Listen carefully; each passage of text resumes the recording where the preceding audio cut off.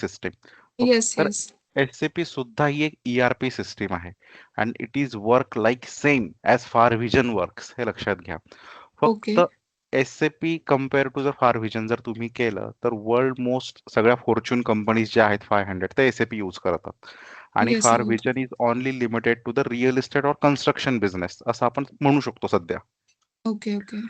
तर एस-ए-पी मध्ये as a procurement जो तुमचा एक्सपिरियन्स आहे, तर एस-ए-पी मध्ये Hmm. त्याला मटेरियल मॅनेजमेंट नावाचं मॉड्यूल आहे. हे लक्षात घ्या. त्याला एम-एम असं सुद्धा म्हणतो आपण. Yes. This is material management.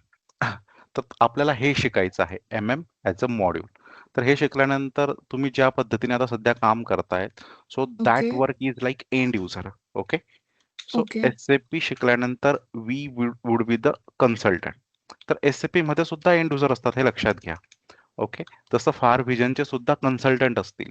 In case तुम्हाला जर काही इश्यू आला तुमच्या सॉफ्टवेअरमध्ये while doing somewhat project creation, WBS element, तर तुम्ही Yes, त्या right.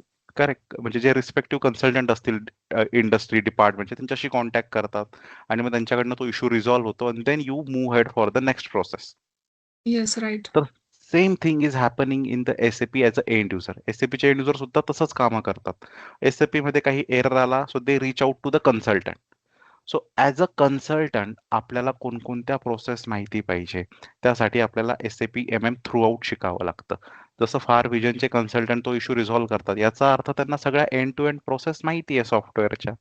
Right. सो ते झाले फार व्हिजन कन्सल्टंट. सो एस-ए-पी शिकल्यानंतर ही प्रोसेस आपण होणार आहोत एस-ए-पी कन्सल्टंट. तर हे एस-ए-पी एम-एम कन्सल्टंटसाठी आपल्याला कोणकोणत्या गोष्टी शिकाव्या लागतात, तो बिझनेस काय, तो मी तुम्हाला आज एक्सप्लेन करतो. म्हणजे तुम्हाला एक क्लिअर कट आयडिया येईल की एस-ए-पी मध्ये एक्झॅक्टली मला काय शिकायचं आहे. बघा, Okay. तुम्ही जे काम करतात एक्झॅक्टली सेम कन्सेप्ट एस-ए-पी मध्ये आहे. कन्सेप्ट कधीच चेंज होत नाही इंडस्ट्रीचा, तोच राहतो, फक्त सॉफ्टवेअर बदलता. So in your case you are just shifting the software from your Far Vision to SAP. फक्त as a end user you will be shifting to the consultant. As a consultant म्हणून आपल्याला काम करायचं आहे. तर त्या दृष्टीने आपल्याला काय काय माहिती पाहिजे हे मी तुम्हाला एक्सप्लेन करतो. हे क्लिअर आहे? Okay. Okay, sir. Yes. Yeah, great. So see, SAP is a ERP system. SAP चा long form system application for data processing हा आहे. तर SAP मध्ये खूप सारे मॉड्यूल्स आहेत, जसं की MM, PP, QM, FI, CO, etcetera etcetera. खूप सारे मॉड्यूल्स आहेत. प्रत्येक मॉड्यूल्सचा आपापला बिझनेस असतो. जसं की MM मॉड्यूल. मॉड्यूल म्हणजे business. Business is a synonym to the module, हे लक्षात घ्या. तर Okay. मटेरियल मॅनेजमेंट मध्ये नेमकं काय शिकावं लागतं, कोणता बिझनेस येतो? MM मॉड्यूल मध्ये इंडस्ट्रीच्या 3 डिपार्टमेंट फॉलो होतात. So purchase department, store department आणि प्रोडक्शन डिपार्टमेंट, या 3 डिपार्टमेंटचा स्टडी आपल्याला एस-ए-पी एम-एम मॉड्यूलमध्ये करावा लागतो. Or the person working in these 3 department or either any one department, we can say he is having the MM exposure. जर तिथे SAP use होत असेल तर एखादा एंड युजर या डिपार्टमेंटला काम करतो तर तो एम-एम मॉड्यूलमध्ये एंड युजर आहे असा त्याचा अर्थ होतो. हे लक्षात Okay. घ्या. So as you are doing quotation, मग त्याच्यानुसार तुम्ही ते परचेस ऑर्डर फायनल करतात, मग त्याचं बिलिंग, त्याच्याकडे मटेरियल किती आहे, हे सगळ्या प्रोसेस तुम्ही फॉलो करतात. So you already working in the MM process, but software is Far Vision and the same process you have to follow. Software would be SAP. Screen वेगळी असणार, कन्सेप्ट सेम असणार, हे लक्षात घ्या. तर मी तुम्हाला Okay. एक एक डिपार्टमेंट एक्सप्लेन करतो आणि त्या डिपार्टमेंटच्या प्रोसेसेस काय असतात आणि त्या प्रोसेस एस-ए-पी मध्ये कशा पद्धतीने केल्या जातात ते मी एक्सप्लेन करतो. So you will get the idea. Okay, आणि sir. काही वेळा तुम्हाला असं वाटेल की अरे ही प्रोसेस मला फॅमिलियर आहे, so that is good, that is a plus point, हे लक्षात घ्या. सो परचेस, परचेस डिपार्टमेंटचा owner as a purchase manager किंवा परचेसर, जो कोणी परचेसर असतो तो काय काम करतो, ही कॉन्टॅक्ट वन व्हेंडर आणि व्हेंडरकडनं जे काही मटेरियल घ्यायचं आहे त्याचा एक इंटिग्रेशन पॉइंट ऑफ व्ह्यू काम करत असतो परचेसर. पण परचेसरला इतकं मटेरियल परचेस करायचं आहे हे नेमकं कोण सांगतं? So purchaser get the input from planning department. Planning team कडनं इनपुट्स येतात की आपल्याला पुढच्या महिन्यामध्ये असा असा Sir, प्लॅन sorry आहे. to interrupt. So purchase department explain करतोय मी. सो परचेस डिपार्टमेंटमध्ये इनपुट्स येतात प्लॅनिंग टीम कडनं. So let's Okay. Say imagine automobile industry, जे इझिली आपण इमॅजिन करू शकतो. ऑटोमोटिव्ह इंडस्ट्रीमध्ये परचेसरला इनपुट्स आले की हे you have to procure the tyre for the next month 1000 quantity. So 1000 quantity tyre purchase करायचे आहेत. सो जर 1000 क्वांटिटी टायर परचेस करायचे असतील and if this is the new brand material, purchaser has to explore the leading supplier from the market. Let's say परचेसरला सापडले 3 supplier MRF, TVS, CEAT. So या सप्लायरला purchase person contact करतो आणि त्यांना कम्युनिकेट करतो रिक्वायरमेंट की हे we have this requirement, we have the design of tyre and this is the design, आणि हे टायर आम्हाला टोटल 1000 क्वांटिटीमध्ये पाहिजे आहे and we want this tyre by 1st of September. This is what our requirement. आम्हाला requirement date. Correct 1 September पर्यंत आम्हाला ती डिलिव्हरी पाहिजे आहे. सो त्याच्यानुसार तुम्हाला एक टायर किती रुपयाला आहे याचं तुम्ही आम्हाला कोटेशन द्या.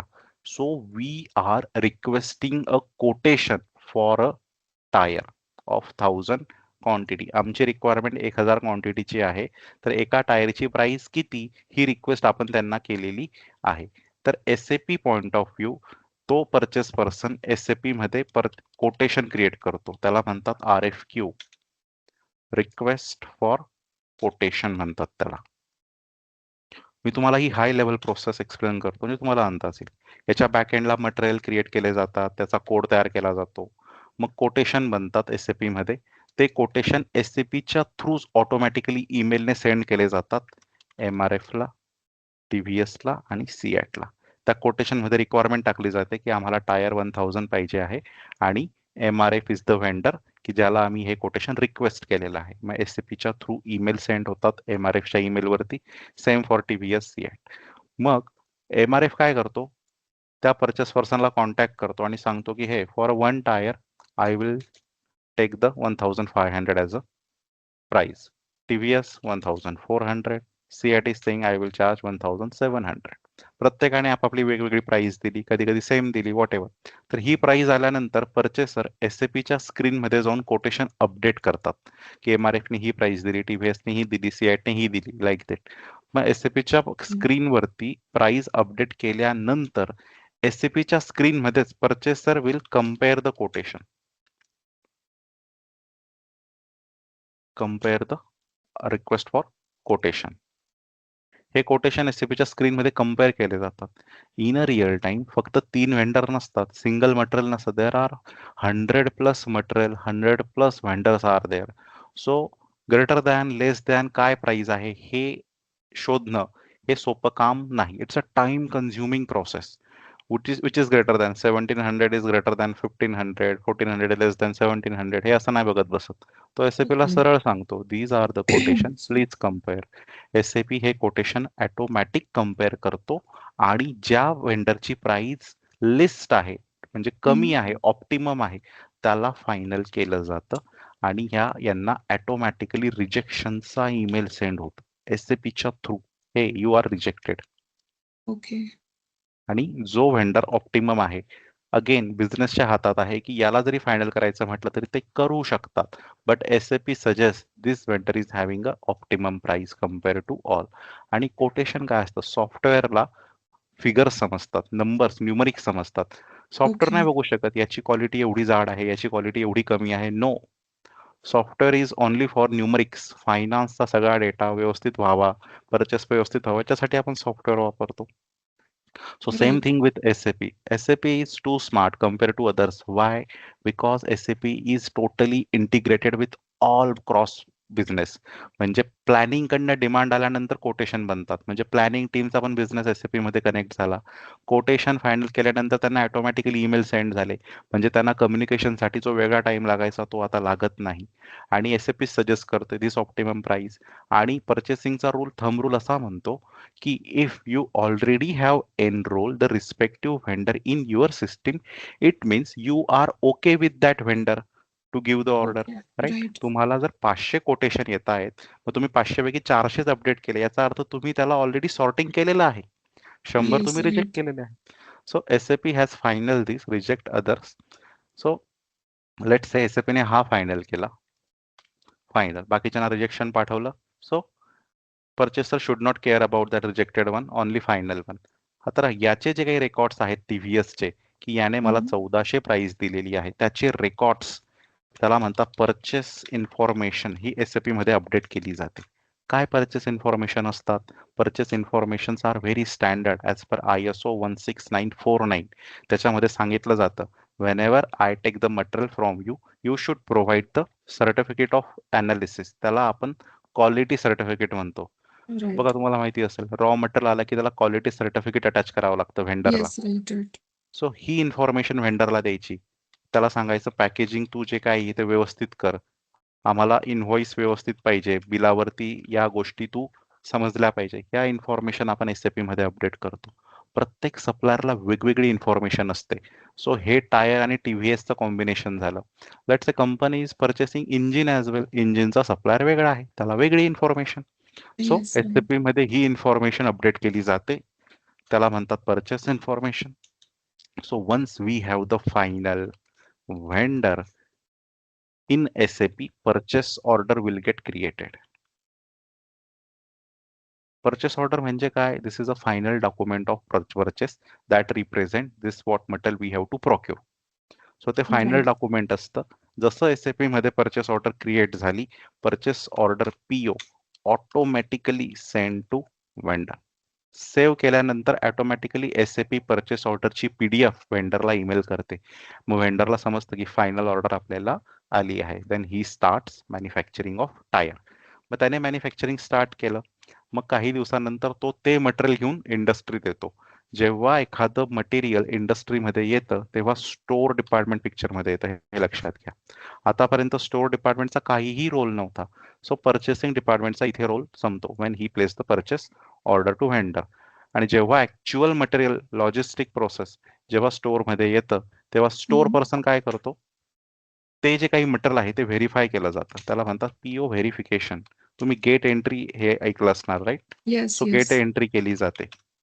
बघा, तर कंपनीजमध्ये ना मोठे मोठे ट्रक गेटवरती अडकलेले असतात, ते व्हेरिफिकेशन असतात. हे ऑर्डर, हेच मटेरियल, इतकी क्वांटिटी, ते सगळं व्हेरिफिकेशन होतं. SAPच्या स्क्रीनमध्ये परचेस ऑर्डरचे रिपोर्ट असतात, ते व्हेरीफाय केले जातात. कारण त्या जो कोणी लॉजिस्टिक पर्सन असेल ज्याने मटेरियल आणलेलं आहे, तो काय करतो? गेटवरती नेसेसरी डॉक्युमेंट्स देतो. ते डॉक्युमेंट स्टोअरला पाठवण्यात येतात. स्टोअरकडनं ग्रीन सिग्नल आला तर त्याच्यानंतर त्या ट्रकचं इनवर्डिंग होतं. ज्याला इनवर्डिंग केलं जातं, मग ते मटेरियल अनलोड केलं जातं. सो त्याला म्हणतात right. Goods receipt. GRN. GR, perfect. So good receipt, N means number, good receipt केलं जातं. मग ते SAP मध्ये जेव्हा गुड रिसिप्ट होतं तेव्हा काय होतं? इन्व्हेंटरी अपडेट होते. इन्व्हेंटरी म्हणजे काय? स्टॉक. स्टॉक. मटेरियलचा स्टॉक अपडेट केला जातो. Now if store is having the stock for the material, then what happen? Vendor is asking for the payment. He is saying, hey, I already have provided you the material, you already have unloaded, now please make the payment. So payment process साठी store person त्याला bill मागतो, right? मग तो ते bill देतो आणि store person will make that bill as a verification. कसं? तुमच्या पर्चेसमध्ये 1400 एक मटेरियल ठरलं होतं आणि तुम्ही मला 1000 क्वांटिटी दिलेली आहे. सो 1,40,000 किंवा 14 लाख रुपये मला तुम्हाला द्यायचे आहेत. तर हे 14 लाखाचंच बिल आहे का? याचं व्हेरिफिकेशन SAP मध्ये केलं जातं. SAP मध्ये फक्त तो डेटा अपडेट केला जातो. Purchase order number SAP automatically दाखवते बिल 14 लाखाचं आहे का. जर फिजिकल प्रोड्यूस बिल 14 लाखाचं नसेल तर इनव्हॉइस रिजेक्ट केलं जातं. स्टोअर पर्सनला काय माहिती किती रुपयाचं बिल ठरलं होतं? He just verify, yes, he take the right. SAP help, right? So if SAP figures and invoice figure of vendor is not matching, ते बिल रिजेक्ट केलं जातं. सांगण्यात येतं की एवढं बिल आम्हाला पाहिजे, तेवढं ठरलं होतं. मग ते व्हेरीफाय होतं. Let's a positive process. Generally मॅचच होतं, कारण त्याला पण माहिती आहे जास्त कमी नाही द्यायचं.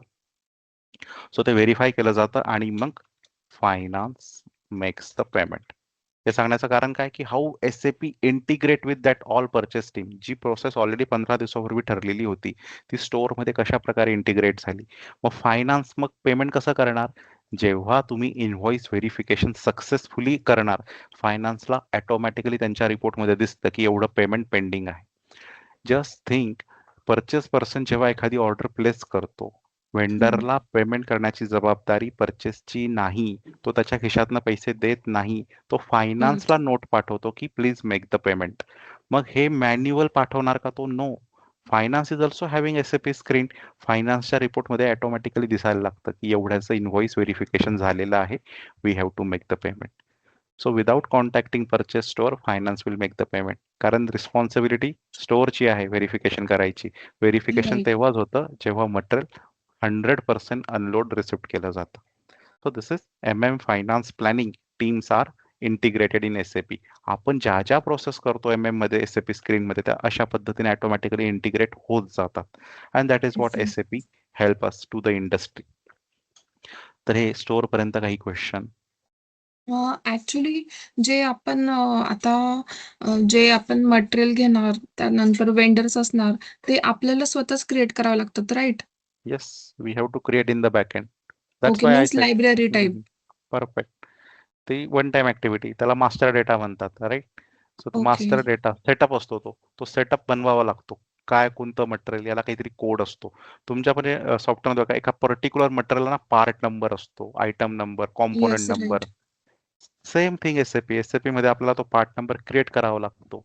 हे जे MRF TVS C8 आहे ना, यांचे डिटेल्स क्रिएट करावे लागतात. मग त्यांना कोटेशन, मग ऑटोमॅटिकली प्रोसेस, या पुढच्या प्रोसेस अशा पद्धतीने होतात. तर त्याचं सगळं शिकायचं आहे आपल्याला, A to Z process. Okay. कारण सॉरी, आमच्या सॉफ्टवेअरमध्ये कसं आहे, सपोज वेंडरकडनं कोटेशन जेव्हा येतं ना, तर ते आम्ही पहिले लायब्ररीत चेक करतो, की हे अवेलेबल आहे का? सपोज त्याचा एक कोड जरी चेंज असेल, मीन्स 5चा 6 झाला असेल, तर आम्हाला परत ते मटेरियल लायब्ररीत स्टोअर करून ठेवावं लागतं, क्रिएट करून. मग करेक्ट. त्याचं HSN, त्याचं सगळं म्हणजे डिटेल्स टाकून ते क्रिएट करावं लागतं मटेरियल लायब्ररीमध्ये. Same thing we have to follow. इथे याला मटेरियल मास्टर म्हणतात. मटेरियल मास्टर क्रिएट्स केले जातात. त्याच्यानंतर बिझनेस पार्टनर म्हणजे व्हेंडर कोड्स बनतात. ओके. आणि जेव्हा केव्हा ऑर्डर येईल तेव्हा परचेस रिक्विजिशन क्रिएट केले जातात. ऑटोमॅटिकली त्या लायब्ररी म्हणजे मटेरियल मास्टरचा डेटा फेच होतो. Purchase request, purchase order, good receipt मध्ये. That is one time. तुम्ही एकदा का पार्ट नंबर स्टोअर करून ठेवला, तो लायब्ररीतच राहतो. आणि right. Planning team is decide कोणतं मटेरियल परचेस करायचं आहे. त्याच्यामुळे SAP मध्ये हाच मटेरियल आहे का हे व्हेरीफाय नाही होत. We just get the demand. See, yes, purchase yes. पर्सनचा जर आज मूड असेल परचेस करायचा, तो नाही करू शकत, right? He has to have some demand from planning. So yes. Planning कडनं आलं, मग तो चुकीचा असेल, that's a planning fault. So SAP मध्ये पर्चेसिंगची इंटिग्रेशन असं आहे. Planning team, then purchasing store, finance, production, sales, supply chain. तर हे ओके. असं इंटिग्रेशन आहे, हे लक्षात घ्या. हा, आता पर्चेसिंग टीम डिसाईड करते की हा पार्ट मला हे करायचा आहे, पण केव्हा? when they have some breakdown in maintenance. Breakdown is not planning process. Breakdown म्हणजे सडन ब्रेकडाऊन प्रोसेस आहे शेवटी. मग ते म्हटलं की आम्हाला हा चेन स्प्रॉकेट, हा बेल्ट तुटला आहे, हा मागवायचा आहे. मग त्या केसमध्ये purchase person has to create the material. आणि मग त्याच्यामध्ये आपल्याला परचेस ऑर्डर मॅन्युअल बनवावी लागते मटेरियल टाकून. ओके. सो या प्रोसेसेस असतात. सर्व्हिसिंग बघा, सर्व्हिस प्रोसेस असतात. सर्व्हिस ऑर्डर म्हणजे काय, की लेट्स से की कंपनीमध्ये काहीतरी मोठं कन्स्ट्रक्शन चालू आहे, त्यासाठी क्रेन लागतंय. कंपनी तर काही क्रेन बनवत नाही, त्यांनी क्रेन मागवली बाहेरून, पण त्याला इन्स्टॉलेशनसाठी वेगळा व्हेंडर असतो. मग त्या व्हेंडरला ऑर्डर द्यावी लागते की बाबा तू फक्त क्रेन इन्स्टॉल करून दे, मी तुला 20,000 रुपये देईल crane इन्स्टॉलेशनचे. So crane hmm, hmm. Installation is what? Service. We are taking right. Service from them. So they are just installing, assembling the crane for us. We have to pay 20,000. त्या केसमध्ये ना तो material आणतोय आपल्याला, ना काही आणतोय. मग त्या सर्व्हिस प्रोसेसेस झाल्या. मग त्या सर्व्हिससाठी सर्व्हिस रजिस्टर असतं बघा. याचं एक्झाम्पल द्यायचं म्हटलं, you can also imagine. Let's say AC खराब झालाय, सेंट्रल AC असतो कंपनीचा, तो येस, खराब राईट. झालाय. लेट्स से सेंट्रल AC जो काही असेल, तो टोटल त्यांनी परचेस केलाय 5,00,000ला. आणि रिपेअरमेंटला जर 8,00,000 खर्च येत असेल, तर ते करणार आहे का कंपनी? नाही. तर नाही. प्रत्येक सर्व्हिसचं बजेट असतं बॅकएंडला.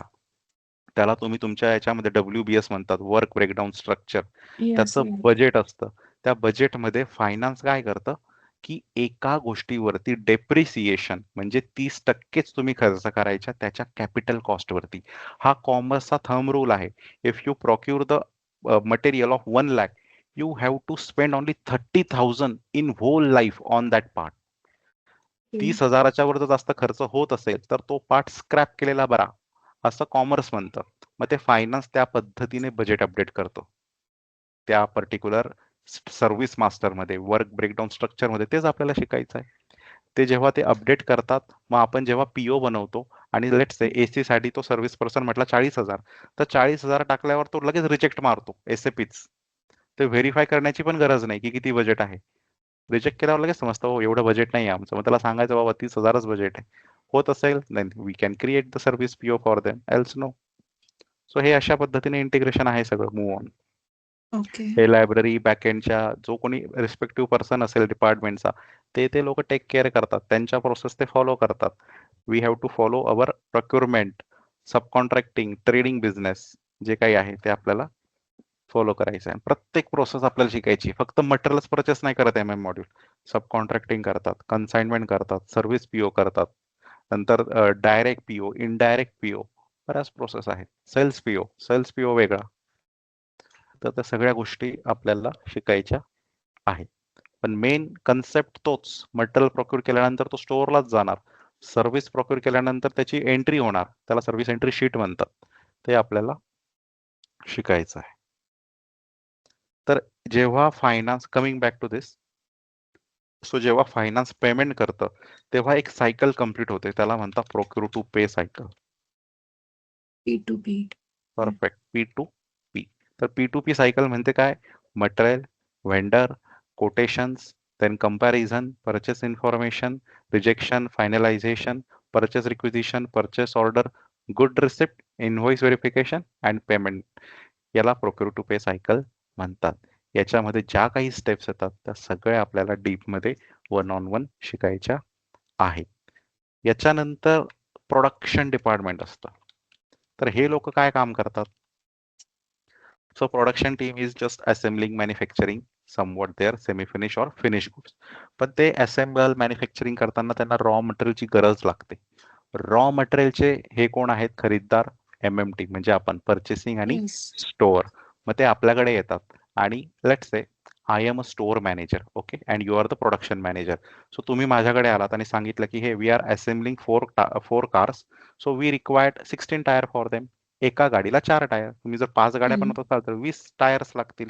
मग तुम्ही मला डिमांड केली, आम्हाला 20 टायर पाहिजे आहे फर्स्ट शिफ्ट मध्ये, पाठवून द्या. मग मी काय म्हणणार? तोंडी चालणार नाही. तुम्हाला काहीतरी द्यावं लागेल लेखीमध्ये. Yes, obviously right.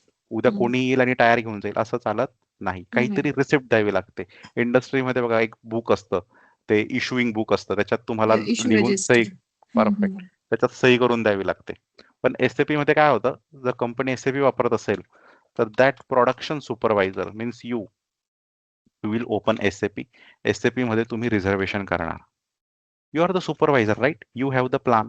प्रोडक्शन सुपरवायझरचा रोल काय आहे? तो फर्स्ट शिफ्ट मध्ये आल्यानंतर फर्स्ट शिफ्ट मध्ये काय करायचं आहे याचं प्लॅनिंग करतो. मग त्याला माहिती आहे प्लॅनिंग करायचं तर इतकं रॉ मटेरियल लागेल, तो तितकं रॉ मटेरियल रिझर्व्ह करतो फर्स्ट शिफ्ट साठी. आणि तो रिझर्वेशन नंबर स्टोअरला देण्यात येतो. स्टोअर वाला एसएपी मध्ये रिझर्वेशन नंबर बघतो, त्याला किती मटेरियलचं रिझर्वेशन केलं आहे सुपरवायझरने हे चेक करतो आणि एका लेबरला बोलून तेवढं मटेरियल प्रोडक्शनला ट्रान्सफर करतो. Transfer the material against reservation. So ही मुवमेंट टाईप कशी होते?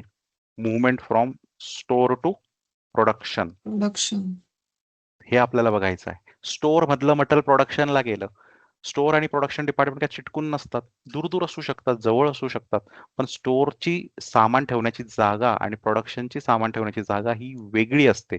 म्हणून त्याला मुवमेंट म्हणतात, एकाच जागेवरनं दुसऱ्या जागेवर. मग ही प्रोसेस काय हे आपल्याला शिकायचं आहे. प्रोडक्शनने मटेरियल नेल्यानंतर जर काही मटेरियल स्क्रॅप झालं तर स्क्रॅप मटेरियल कोणाकडे येणार? स्टोअरकडे येणार. कारण scrap is also valuated material, right? ते विकलं जातं. Yes.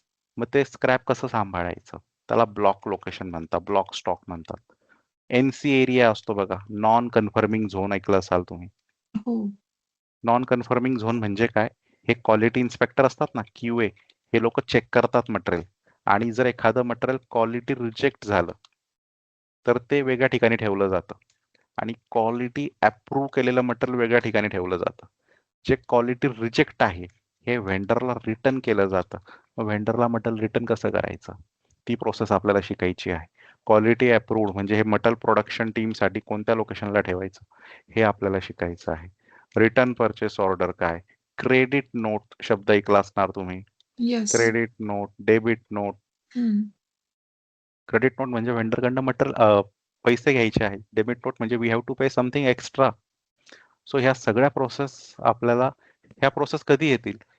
In the scenario of rejection, scrap rejection कोण डिसाइड करणार? Either quality or production. We are a middleware between quality and production. Quality and क्वालिटीने production. सांगितलं, परफेक्ट. क्वालिटीने सांगितलं की हे material खराब आहे, मी चेक केलं, हे रिटर्न करा. We have to return it based on decision of quality. प्रोडक्शनवाल्यांनी मॅन्युअल हँडलिंग याच्यामध्ये खराब झालं, स्क्रॅप झालं, आपण ते स्क्रॅप यार्डमध्ये ठेवणार. प्रोडक्शनवाले म्हटले की आम्हाला हे लागतच नाही आता, तुम्ही प्लीज परत करा. व्हेंडरला कॉन्टॅक्ट केला जातो, परचेस टीमकडनं सांगण्यात येतं, will you able to take it as a return and give us the different material or money. जर तो ओके असेल तर त्याला रिटर्न केलं जातं. मग ती रिटर्न प्रोसेस काय ते आपल्याला शिकायचं आहे. प्रोडक्शनवाले सब कॉन्ट्रॅक्टिंग करतात. I hope you aware about sub contracting word. Yes sir. या सब कॉन्ट्रॅक्टिंग म्हणजे काय? Trading process. एक्स मटेरियल देऊन वाय मटेरियल घ्यायचं, त्याला सब कॉन्ट्रॅक्टिंग म्हणतात. जर कंपनीला लेट्स से काही कव्हर्स असतील, त्या कव्हरला प्रॉपर मोल्डिंग शेपमध्ये बनवायचं असेल, सिलेंड्रिकल कव्हर, बॉडी असतात कार्सच्या वेगवेगळ्या, त्याला BIW म्हणतात, body in white. As you design guy, तुम्हाला माहिती असतं त्या डिझाईनमध्ये BIW असतं. मग ते रफ जो रॉ मटेरियल असतं ते व्हेंडरला पाठवतो, मग त्याच्यावर तो पेंटिंग करतो, त्याला सब कॉन्ट्रॅक्टिंग म्हणतात. So how store team transfer the material of business to the vendor. दुसऱ्याला मटेरियल कसं पाठवायचं, विकायचं नाहीये, फक्त त्याला काही काम करायला द्यायचं आहे, त्याला सब कॉन्ट्रॅक्टिंग प्रोसेस. ती प्रोसेस काय आहे ते बघायचं आहे आपल्याला. आपल्याला बॅक एंड सेटिंग पण शिकायची आहे, त्याला प्राइसिंग प्रोसिजर म्हणतात. प्राइसिंग प्रोसिजर म्हणजे काय? लेट्स से एक व्हेंडर आहे, तो व्हेंडर म्हणतो मटेरियलची प्राइस 1000, त्याच्यावरती मी फ्रेट लावणार. फ्रेट म्हणजे काय? Logistic charges. Logistic charges. या तो म्हणतो फ्रेट 500 रुपये त्याच्यावरती. मग आणखी म्हणणार तो त्याच्यावर की मला याच्यावरती ड्रायव्हरचा अलाउन्स पण पाहिजे, तुम्ही आमच्या ड्रायव्हरला 2-2 दिवस वेट करायला लावतात, त्याचे 300 रुपये पर डे. त्याच्यानुसार मग तो त्याच्यावर आणखी म्हणतो टॅक्सेशन येणार, that is for government, GST. GST. 10% tax. Tax कुठे लागतो? मटेरियल वरती, याच्यावर नाही लागणार. याच्यावर येस. 10% टॅक्स. मेन मोठे प्राइस. परफेक्ट. 100 रुपये. मग टोटल मटेरियलची प्राइस किती झाली? 1900. दिस इज व्हॉट टोटल PO. एक वेंडर काय म्हणतो, sir I am not interested in this things, I am having gross price for you, I am offering gross price 1700. Please don't ask याच्यामध्ये logistic किती, taxation किती, 1700. त्याला gross price म्हणतात. आता एक वेंडर आहे लेट्स से MRF, तो म्हणतो मला असं पाहिजे, मी एकदम गव्हर्नमेंटला हे करतो, सगळं टॅक्स भरतो. सियाट म्हणतो मी पण भरतो, पण मी तुम्हाला नाही सांगणार याची किती त्याची किती, 1700 द्यायचं तर त्याला ग्रॉस प्राइस म्हणतात. मग व्हेंडर वाईज प्राइसिंग कशी लावायची हे सुद्धा आपल्याला शिकायचं आहे. ही बॅकग्राऊंड सेटिंग झाली. व्हेंडर वाईज प्राइसिंग सेट करायची. MRF टाकला की ऑटोमॅटिक दिसलं पाहिजे, सियाट टाकला की फक्त ग्रॉस प्राइस दिसली पाहिजे, कारण ती त्याला प्रोसेस परचेस मॅनेजरने फायनल केलेली आहे. परचेस मॅनेजरचंच काम तेच आहे, राईट. व्हेंडर मीट असतात बघा, तुम्ही ऐकलं असेल व्हेंडर मीट शब्द. त्याच्यात काय होतं, वेगवेगळ्या व्हेंडरच्या स्ट्रॅटेजीज, कोण आमच्यासाठी ऑप्टिमम आहे हे डिसाईड केलं जातं आणि त्याच्या बेसिसवरती स्ट्रॅटेजी ठरवली जाते. सो ह्या सगळ्या प्रोसेस बॅकएंडमध्ये कशा करायच्या ॲज अ कन्सल्टंट ते शिकायचं आहे. रिलीज स्ट्रॅटेजी काय असतं बघा. रिलीज स्ट्रॅटेजी म्हणजे काय? Let's say I am a purchase manager आणि मी परचेस ऑर्डर बनवतो. आता एक परचेस ऑर्डर आहे 1 करोडची. So is it I am really eligible person to have this purchase order creation? 1 करोडची ऑर्डर देऊ शकतो का? नाही देऊ शकत. बिझनेसमध्ये 1 crore is very huge amount, right. मग त्यासाठी काय येस. लागतात? अप्रुव्हल. बिझनेसने सांगितलं असतं त्या परचेस मॅनेजरला जॉब देण्याच्या पहिले, 1 करोडच्या वर असेल तर तू आम्हाला विचार. पण परचेस मॅनेजरला लक्षात नाही, त्याने नाही विचारलं, मग काय होईल? ऑब्व्हियसली लॉस येतो. व्हेंडरला ऑर्डर चालली जाईल आणि उद्या जर वरचे लोक म्हटले आम्हाला माहित नव्हतं सॉरी, पण त्याने तर मटेरियल बनवलंय ना 1 करोडचं. That is a legal dispute. SAP काय हेल्प करतं आपल्याला? Whenever SAP is having the purchase order created beyond 1 crore, automatically ती परचेस ऑर्डर लॉक केली जाते. Until and unless someone gets approve ती अनलॉक होत नाही. मग ते अप्रुव्हल आपल्याला ठरवावे लागतात. Let's say first approval assistant manager AM, दुसरं SM सिनियर मॅनेजर, तिसरा प्लांट हेड अँड MD. हे असे अप्रुव्हल ठरवले जातात. ओके. सो हे 4 अप्रुव्हल. काही कंपनी म्हणतात आम्हाला 2च पाहिजे, काही 10-10 अप्रुव्हल पण बघितले आहेत. सो त्याच्यानुसार तेवढे अप्रुव्हल पाहिजे आहे तेवढे ऑटोमॅटिकली लागतात. पहिल्याने अप्रुव्हल केलं तरी ती लॉकच राहते. जोपर्यंत लास्ट अप्रुव्हल होत नाही तोपर्यंत ती परचेस ऑर्डर लॉक लॉक होते. पुढे राहणार. परफेक्ट, पुढे प्रोसेसच नाही होणार. Once MD approve then it gets released, म्हणून त्याला रिलीज स्ट्रॅटेजी म्हणतात. मग ही रिलीज स्ट्रॅटेजी कशी बनवायची बॅकएंडला ते आपल्याला शिकायचं आहे. How we can tell SAP if purchase order price goes beyond 1 crore you have to lock the order. 1 करोडच्या खाली ऑर्डर असेल तर ती लॉक नाही होत. मग ती सेटिंग काय आहे, that is what we have to learn. So अशा खूप साऱ्या बॅकग्राऊंड सेटिंग आहेत, त्या आपल्याला बघायच्या आहे. So this is what we have to learn. मी तुम्हाला हाय लेवलला प्रोसेस एक्सप्लेन केली आहे प्रोक्युरमेंटची टू टिल प्रोडक्शन यूज पर्यंत. तुम्हाला काही डाऊट वी कॅन